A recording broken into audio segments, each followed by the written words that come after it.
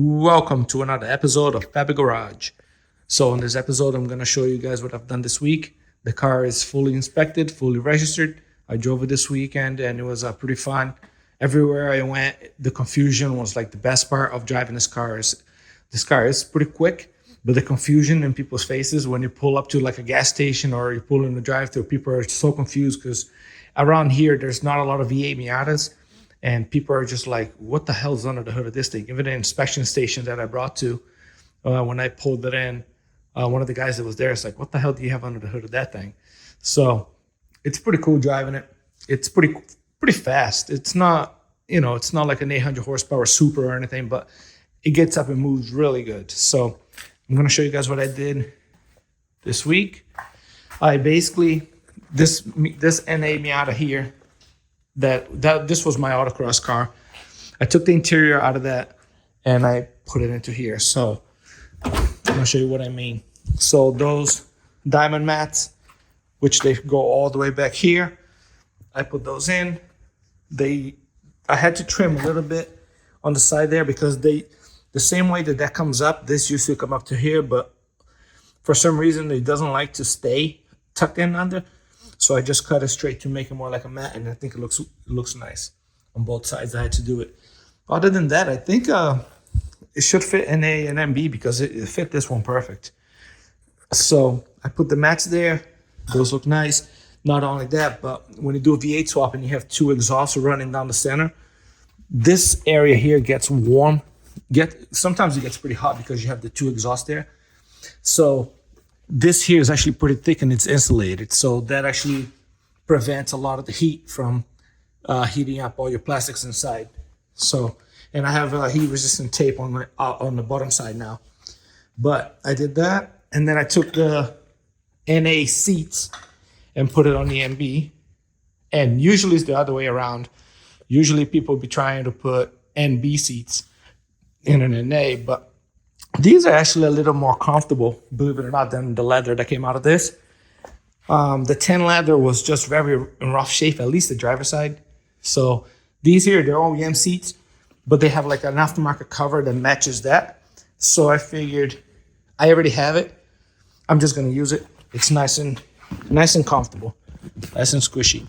And it's in really good shape, and it's just a cover. So I don't even know what the condition of the seat is underneath it, but I do not see from peeking on the side, I do not see any holes or anything. So I'm going to run these for you to put NA seats in an NB or vice versa. You have to reuse whatever the rail that came with the car. So in this case, I'm using NB rails, seat rails, because the NB seat rails has your seat belt buckle built into the frame. Well, it's bolted to the frame. And the NA Miata, the seatbelt buckle bolts to the tonneau. So when you remove a seat on an NA, the seatbelt buckle stays in the car, where on an MB, the seat comes out with the buckle. So that's why you got to reuse the same frame. It's the same pattern, same distance on the bolts. It's just a different design or a newer design. So I think it looks pretty sharp. And then over here, this used to be 10. I have a bunch of black interior trim pieces from my other parts car. So I switched it to black, keeps it cleaner. Because the dash is half 10 and half black, I can play around with the black accents and it won't look stupid. So I think it looks pretty good, especially for a weekend car. So now the interior is in good shape. I'm gonna keep that shifter for now. I do have to find a steering wheel on eBay. I'm gonna keep the airbag. I'm just gonna find another steering wheel or maybe like a leather wrap that fits just the specific wheel, because this one's in really rough shape. And that's the only thing that's making the interior of the car look kind of bad. It's just this worn out steering wheel. So other than that, I took the style bar out of the NA Miata 2. This really does nothing. If you get into an accident, it's just for looks. It's bolted just right here where the tower for the seatbelt is, but it makes it look nice, especially when you look from this angle and you see that and the wheels, they match and they look wicked sharp. So for now, I'm gonna leave it until I order I'm either gonna order a roll bar or I'm gonna make my own. So we'll see how that goes. But for now, The interior is in decent shape until I find a steering wheel. On the back here, there's the battery. This is twice the size of the battery that this came with factory. So I'm gonna make some, probably like a bracket. I'm gonna build a tray the size of the battery and probably bolt it to the car so that the battery stays there. And then I'll build a hole down because that's where the battery is gonna stay. So I have to secure that. This is just secured with bungee cords just for the purpose of the first and second test drives. But now that the car is actually on the road, I gotta do something about that. And this spun on me because the battery moved around last time I drove it. But yeah, so the AEM gauge came in, and I'll show you that right now. All right, so here we have the AEM X Series. This one is supposed to be top of the line. There are some reviews of people that, oh, this didn't work for me, but a lot of people have trouble installing these, and they also don't realize that when you first start it up, this has to heat up in order for it to give you a reading, and a lot of people just start it up and, oh, it doesn't work, and they never turn it. So not that I'm saying that these cannot be defective, but most of them are not. This is like top of the line for gauges, or it used to be at least. But this comes with everything you need. They send you a bung for you to weld to your exhaust. They send you a Bosch sensor, which is a 4.9 LSU, and this actually already has a built-in resistor, so that way you don't have to do the free air calibration all the time. But you can do the calibration if you desire. If you really want to, there is an option to still do it, but you do not need to do it with the built-in resistor in there. So you get the harness. Everything just plugs in. The only thing I don't really care for is these little cheap butt connectors they send you. These here you just crimp, and it just stays there. I don't even think these are heat shrink. So I'm not gonna use those. I like the heat shrink stuff that has hot glue inside, and when you heat it up, the hot glue sticks to the casing on the wire and makes it kind of like waterproof. So I'm not gonna be using that. So this is actually so thin, it's kind of crazy, but I'm gonna be installing this. Now keep in mind, usually you will be monitoring two banks on any modern V8. You're gonna have an O2 sensor on each side, but in my case, I'm only gonna do one. So I'm only gonna do bank one, which is cylinder one bank. And the reason for that is because it's carbureted. Carbureted, it's pretty much gonna be the same on the other bank. So you have two main jets, they're identical in size. So whatever that jet is putting for fuel, trim, and wide open throttle, that's what the other one's gonna be putting out, unless you have like that jet's partially clogged or something. So if I set one bank to exactly what I want, the other bank should follow. So what I can actually do is buy a sensor, another one of these by the part number, weld another bung, which I have a bunch of these, to the other side, bank two, and then fine tune everything on bank one the way I want it. And then just to verify, pop this sensor into the other side and see if I get the same readings, which I should. If I do, then I know I'm all set. So I'm gonna get to installing this right now. I'm gonna remove the vent on the car and see what I can do to modify to make this one fit. All right, so mounting this to this is actually gonna be fairly easy. I didn't realize it. But these here, I do have the one that I got from Etsy, but I try to play with it to try and paint it, and I don't have any paint that has the same shine as the other ones, and I don't want to have two different silver rings. So I'm gonna reuse my factory one, and I'll most likely put the other one that I got on the NA Miata, because that one has black vents. So I took my factory one out, and I'm not gonna ever use this again. I have extra OEM ones anyway, but the way I do it, because it's nice and quick, you're gonna come here and you're gonna snip these four corners, and then you're gonna remove this center pin here. Once you remove that center pin, it allows you to turn this like this, and it pops right out. So you do have to, there's probably another way to get these little clips undone and open this. But if I'm not gonna be reusing this again, so I'm not really worried about it. So now that you have this open here, there's a little lip here that fits pretty perfect on here. But now you gotta secure it. So they send you this little bridge that you put on the back, and then you tighten it with these nuts they give you. So it's actually, I took this here was rounded. So I took the grinder and I put flat spots here and here.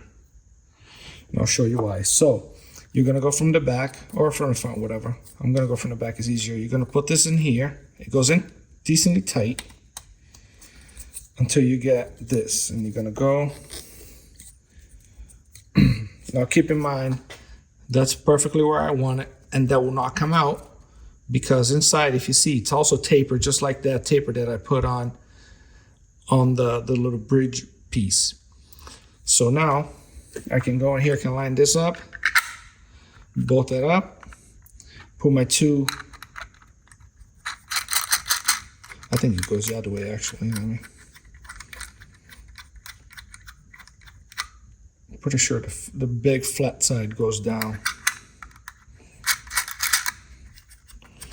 Make sure that's nice and snug, and I'll probably take this out again and put a little bit of Loctite in there, that way vibration and stuff won't. Tighten those two up. Now you can see they're both tight. That has a taper holding it, and this will not come out.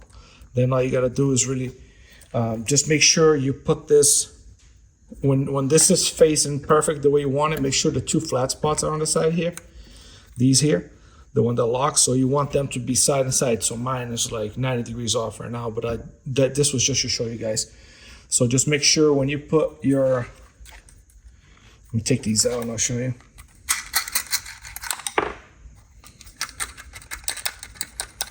I should have told you this in the beginning, but make sure when you put this here, you turn it to a point where this here is lining up with the slots. So basically line it up with this piece here. So we're gonna go like that here. This side has to go up a little higher. So like that. So if you're looking at it, line this up with this spot, line this up with the groove. That way when you put your gauge in, it lines up perfect, and that'll snap right in and it'll be nice and straight. So now I'm gonna put the car up on the lift. I'm gonna measure, let me get my caliper here.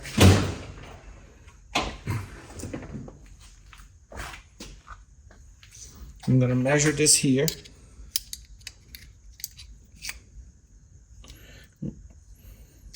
All right, so I'm gonna do it in millimeters, and then, so this is 22 millimeters. So I'm gonna find a drill bit that's 22 millimeters. Now I'm only measuring this lip here, not the outer, because you're gonna drill a hole and this is just gonna slip right into the hole. This is supposed to take up the thickness of the pipe, which is not gonna be this thick, but that's supposed to slide in and then you can weld it. So I'm gonna find probably one of those step-up drill bits, like one of these here, but just bigger. That'll step it up until I get, and the way, if you want to verify it, you just run down and see, put 22 millimeters here and see if you have one that's exactly 22, or if not, then just use a regular drill bit. But drill a hole in the exhaust and weld that in, and then we can bolt the sensor in, and then all we gotta do is just run these two harnesses. So let's get going on that. All right, so as you guys can see, I welded my bung in there. Now, you do not want to weld this at a 90 degree. Either way, you don't want to weld a 90 degree facing up, or you don't want to weld a 90 degree facing horizontal. You want at least a 10 degree pitch, because if you ever notice when you're running your car, if you walk behind your car, you see water dripping out of your exhaust, and water in your exhaust is normal because of the way the fuel is combusted. You end up with water after the combustion, and what can happen is, if this is at a 90 degree, it can actually hold moisture and help give you a false reading. So it even says on the instructions, it has to be a minimum of a 10 degree angle. So mine is at about a 45, so that'll work perfect. I have it welded right before the H-pipe. So that was the best place that I found, because on this side here, there's not much room. I could have done it right here, but then the control arm could have been in the way. I'm not sure, but that was the easiest place to get to that I can weld that bung. And then I used, the T5 has this 3 little holes here. I used that to put a hole down to hold the wire. And then that's just gonna go straight up there and into the car through this plate here. So I'm gonna run the harness, and then should be pretty ready to go. Okay, so we just finished the bung. Now I'm gonna run these. These here, this is pretty much just gonna go into the back of the gauge, and I'm only gonna use power and ground. I'm not gonna be using the port to the analog, and I'm not gonna use the analog output. So I'm pretty much just gonna power and ground, and then the other harness is going from the oxygen sensor to the back of the gauge already, which is in the car. So all I have to do is plug this into the gauge, add power and ground, which I already have on the other gauge on the switch panel, and I should be all set. So let's put this in and get it going. Okay, so I have the gauge installed. I did not push it back in yet because I have to open up the hood, start up the car, and do my idle mixture. And so I want to have the gauge out and facing the front of the car, so that way I can adjust that. Once that's adjusted and that's exactly where I want it, I'm gonna pop this back in, and then the other adjustments are gonna be basically driving. So I'm gonna have to drive it, see what I'm getting at partial load and cruise, and see what I'm getting at wide open throttle. And based on those values, I'm gonna have to either rejet or modify, change parts on the carburetor to make sure I bring those numbers up or down, whatever way they are. So, but for now, this is fully installed. I'm gonna spend this week trying to fine tune the carburetor, and I'll try and get some footage of that. But for this week, I'm not gonna be able to put this on this video because I do wanna get that battery tray going, because driving with a loose battery in the trunk, it's kind of a bad idea. So I wanna get going on the battery tray, and once that's done, then I'll come back to this now that it's fully installed, and I'll start playing around with tuning the air and fuel ratio of the carburetor. So let's get going on the tray. Okay, so I fabricated my battery tray. Just took basically angle iron and built the tray with the 7x11 measurement, which is the size of my battery. I put this little piece of foam here just to absorb the bumps and stuff. And you don't really want to have a plastic battery right against metal. You want to at least have a plastic layer or like rubber or something. So I'm going to put this here. This is nice and cushy, and when I tighten it down, this is going to really press down and hold the battery in place. I welded 2 tabs on this side for the Miata body that has the hump that I just showed you guys. So that'll be good there. Welded 2 threaded rods going up. Took a piece of aluminum that I had, drilled 2 holes in it. That drops right on with 2 nuts, as you can see. Now, if I have to go down more past this, I can just cut this casing off. This is all this is oxygen sensor casing that's heat resistant. Not that I really need it, but just to make it look a little pretty, so it's not threads all the way up. It makes it look a little neater. So if I need to go down more, I'll just cut this casing a little more. And then on this side, I welded 1 in the center with 2 holes, so I can put 2 self-tapping screws right in the center here. So this tray should be bolted pretty good right to the body of the car, and it should hold my battery, prevent it from any kind of movement. So let's get installing this and getting that all set. All right, so as you can see, my battery is fully mounted exactly where I want it. So because of that hump, like I said, you have to weld 2 tabs, bolted it down, 1 in the center there, bolted down, threaded rod coming up, protected so it doesn't look kind of ugly. It looks nicer with that sleeve on it. And the aluminum, I do have foam under the aluminum to protect the battery, and it is curved because it is aluminum and it curves easy, but it's actually not extremely tight. It does move, but the battery is nice and secure now. So that's all done. I can now drive the car and take sharp corners without having to worry about the battery rolling around and maybe possibly shorting out. So I dropped the spare in, and now I just have to put the carpet and stuff back here, but we're pretty much done back here for now. So this week was a lot of work because, believe it or not, the interior took a lot. Not only doing the carpets and the mats and the seats and the rails, but this car really needed a cleanup. Like the door panels and stuff were disgusting. I had to really spend time and scrub it and get it nice and clean because it's been sitting for a while. It was actually starting to grow. I wouldn't say mold, but it was like all black stuff, and it was just disgusting. So I spent a lot of time cleaning the inside of the car, and I think that the contrast between the black and the tan looks wicked nice. I don't like when everything was just tan. It looked okay, but the 10 seats were kind of rough. And I'm not a big fan of when a car interior looks everything one color inside, like the older cars were, let's say, a red interior. Everything would be red, steering wheel, carpet, seats. I'm not a big fan of that. So I think I have enough black and enough tan in here that it does look nice. Let me know what you guys think.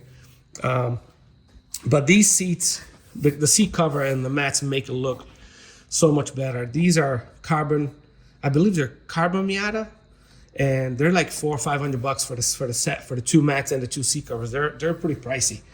So they came with my NA Miata. I figured if I already have it, might as well throw it on this car because this is more of a nicer build than the little stock 1.6. So why not use it? You know what I mean? So the only thing left now to make the interior look nice is the steering wheel. I did order a new leather wrap kit, and it's basically gonna replace this piece here. I think you actually wrap it over this, I'm not sure. But I watched a few videos and it does not look too hard. Take the steering wheel off, take the airbag off, and then restitch a whole new leather piece. It has a little red ring here on the top that points up like that. And it's gonna be perforated leather. It's gonna look really sharp. So when that comes in about a week and a half, according to them, because it's custom made to order, they have me send a picture of the steering wheel to make sure that they have the right one and stuff. And once I get that in, I'll make a video to show you guys how I did it. But once I put that in, the interior should be in pretty decent shape. So yeah, I'm gonna play around with that gauge this week. I'm gonna pop that out because it's not fully popped in. I'm gonna face it towards the front of the car. I'm gonna do my idle adjustment for my mixture. And once that's perfect at 14.7, I'm gonna pop that in, and then I'll be able to do my partial load and my wide open throttle. I do have to drive the car to see where I'm at and then adjust the carburetor accordingly. But for now, for this week, this is gonna be it. Just the interior, the battery tray, and the gauge, which I'd say is a decent amount of, everything takes time, believe it or not. So you take all these little things and you add them up, and next thing you know, you just spent all week doing it. It's time consuming, but you know what? You're building it yourself. In my case, I'm building it myself, and I'm proud of it. And that's at the end of the day, when someone looks at it, I did everything myself. I built this car from the ground up, so that's what makes me happy. So I appreciate you guys watching. Stay tuned for next week's video, and we'll see you guys on the next one. Take care.